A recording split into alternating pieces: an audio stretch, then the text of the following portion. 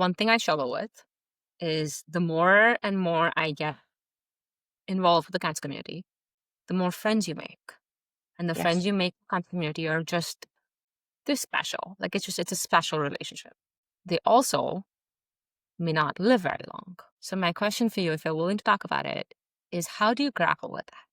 How do you grapple with having these incredibly deep relationships with people who statistically don't have the best odds? And then sometimes, even if their odds are in their favor, they don't fall into the median band, right? And you end up losing people. No, I'm happy to talk about that because I think it's something, especially those who are newer to their diagnosis or those who are new into advocacy.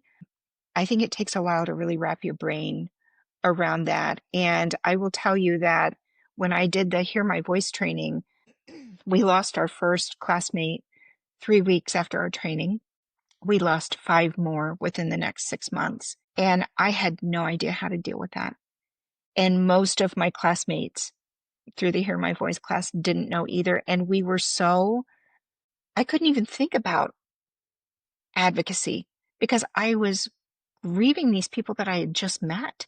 And I didn't know what it was like to get to know people so quickly and so deeply. You form those friendships very, very deeply and then have that much loss, one on top of another. And so I give LBBC a lot of credit because what they did is they saw that we were struggling and we were supposed to have like quarterly calls, check-in calls for our class.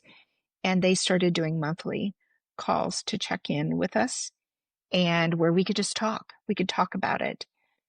So that was very helpful. But I will say the first 2 years that I was in advocacy, each loss sort of threatened to paralyze me and make me want to walk away because it's like losing your best friend over and over and over again.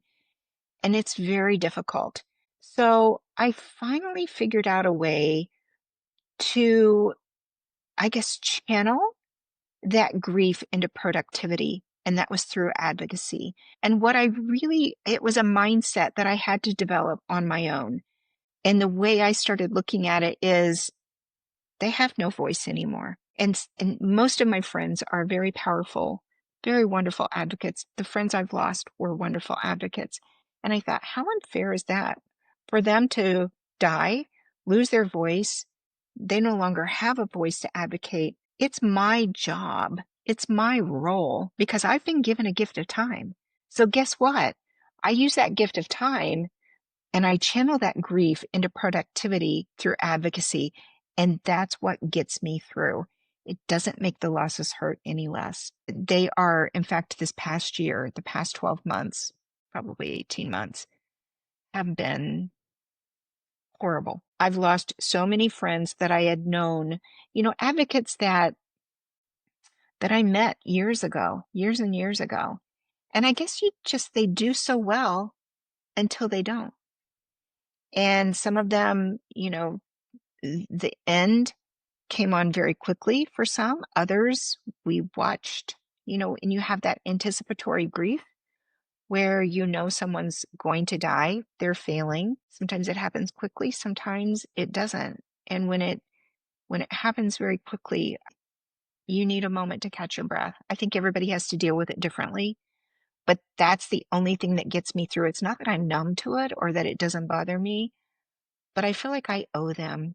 I owe them my time to continue advocating on their behalf as part of their legacy. So that's what gets me through. Quick pause. I'm Samira, a cancer survivor. This channel shares real stories in an easy to understand fashion, guidance for the hard moments during the cancer experience. If this helps you and it helps you having us in your corner, you can subscribe for more videos like this. Now back to the show.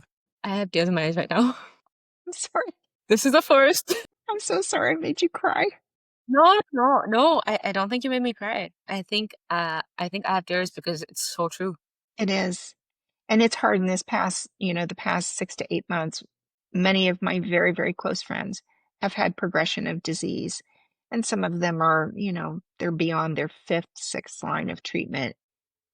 That plays into that anticipatory grief. I mean, that, we have a finite number of treatment lines, and with each line, it works for less time typically. So yeah, it's hard. It's really hard. And I don't think there have been times when I've wanted to walk away because it's just too painful. It's too hurtful. But then I can't, and I won't. I think you just summarized our podcast. No, I'm totally. I think you really did.